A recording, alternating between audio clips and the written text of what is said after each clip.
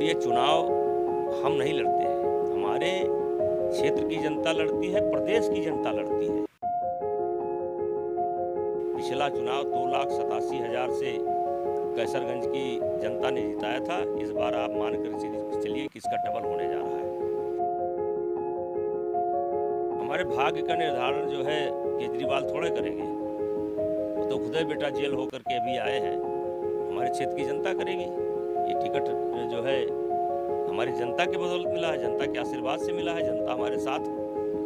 आप कहते हैं कि राहुल गांधी बीजेपी के स्टार प्रचारक हैं, ऐसा क्यों? जब वो 370 की बात करते हैं, जब वो एयर स्ट्राइक पर सवाल उठाते हैं, जब वो सर्जिकल स्ट्राइक पर सवाल उठाते हैं, जब वो कोरोना की दवाई पर सवाल उठाते हैं, जब वो राम मंदिर पर सवाल उठाते हैं, अपने आप बीजेपी का प्रचार हो जाता है। इस खबर के प्रस्तुतकर्ता हैं रैम्पस स्कूल, मोमेंटम कोचिंग, एशप्रा जेम्स एंड ज्वेलर्स। स्वाद में है खास, अपनों को लाए पास, सुधा मान्या मसाले। नमस्ते, मैं हूं दीपक, आप देख रहे हैं भारत की बात। हमारे साथ इसमें कैसरगंज के सांसद ब्रिजभूषण जी हैं। लगातार 4.5 दशक तक इन्होंने कैसरगंज से जीत हासिल की, देश और प्रदेश की सियासत की। अब भूमिका थोड़ी सी बदल गई है, अब खुद नहीं अपने बेटे को लड़ा रहे हैं। सर, एक अलग भूमिका भी नजर आ रहा है। क्या इस बार जनता जो आपको अब तक 4.5 दशक तक आपके परिवार को जो सहयोग देती रही, वो स्थिति आज भी दिख रही है या उससे कुछ बढ़ के दिख रही है? देखिए, जहाँ तक वर्तमान समय में जो वर्तमान परिस्थिति है, जिसमें हमारे बेटे कर्नल सिंह जी को टिकट मिला है, हमारे देवीपाटन मंडल की जनता ने बहुत साहस से स्वीकार कर लिया है। और ये चुनाव हम नहीं लड़ते हैं, हमारे क्षेत्र की जनता लड़ती है, प्रदेश की जनता लड़ती है। अब पूरे प्रदेश से लोगों का आना होता है। सबको मैं कहता हूँ, भाई एक आचार संहिता है, कुछ नियम कानून है, तो मिल करके मैं छोड़ देता हूँ। लेकिन मेरा चुनाव मैं नहीं लड़ता हूँ, पूरे प्रदेश की जनता लड़ती है और पूरे देवीपाटन मंडल की जनता लड़ती है। और ये तो 4 जून को जब गिनती होगी तब स्पष्ट हो जाएगा कि जनता ने कितना सहर्ष स्वीकार किया है। अच्छा, विपक्ष ने जातीय समीकरण को साधते हुए, चाहे गठबंधन की बात करें या बीएसपी की बात करें, ब्राह्मण कैंडिडेट उतारा। माना जाता है कि सबसे अधिक ब्राह्मण इस इलाके में हैं। तो ये जो गणित है, कहीं आपके लिए दिक्कत तो नहीं पैदा करेगा? देखिए, मैं 6 बार स्वयं सांसद बना, 1 बार हमारी पत्नी सांसद बनी, बेटा हमारा विधायक है और एक सांसद बनने की प्रक्रिया में है। जिस समाज से मैं आता हूँ, उस समाज का हमारे पूरे इलाके में 5वें नंबर का वोट है। तो जिस समीकरण की आप बात कर रहे हैं, वो सारे समीकरण मेरे साथ हैं, मेरे संबंध हैं, घरेलू संबंध है, पारिवारिक संबंध है, सुख दुख में आना जाना है, और वो कहीं हिलने वाला नहीं है। पिछला चुनाव 2,87,000 से कैसरगंज की जनता ने जिताया था। इस बार आप मान कर चलिए कि इसका डबल होने जा रहा है।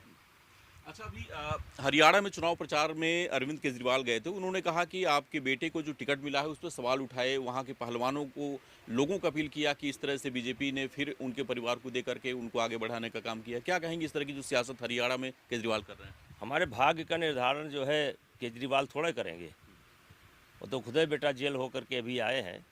हमारे क्षेत्र की जनता करेगी। ये टिकट जो है हमारी जनता के बदौलत मिला है, जनता के आशीर्वाद से मिला है, जनता हमारे साथ है।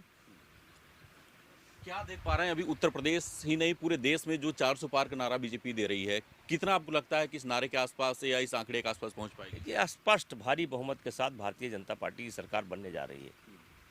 राहुल गांधी और अखिलेश यादव, 2 युवाओं की जो जोड़ी चल रही है गठबंधन की, वो उसको कहाँ देख पा रहे हैं आप? जो सीटें पिछली बार विपक्ष में थी, वही सीटें पलट करके इस बार इधर आ जाएंगी। बहुत कुछ फर्क पड़ने वाला नहीं है।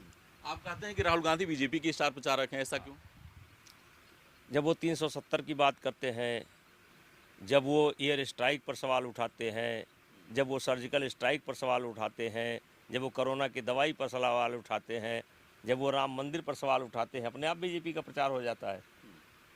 तो ये इस बार लग रहा है कि कुछ पिछली बार से अधिक सीटें कांग्रेस ले पाएगी, क्योंकि अमेठी छोड़ दिया, रायबरेली से चुनाव लड़ रहे हैं राहुल गांधी। कुछ इम्पैक्ट पड़ेगा उसका? नहीं, मुझे नहीं दिखाई पड़ता। वो तो मजबूरी में लड़े हैं, मुझे नहीं दिखाई पड़ता। अच्छा, थोड़ा सा जब टिकट आपका कटा उस समय कुछ बयान ऐसे आए कि दुख हुआ आपको, पार्टी से नाराजगी थी आपकी? नहीं नहीं, कोई दुख नहीं हुआ, कोई दुख नहीं हुआ। पार्टी ने जो कुछ किया मुझे विश्वास में लेकर किया।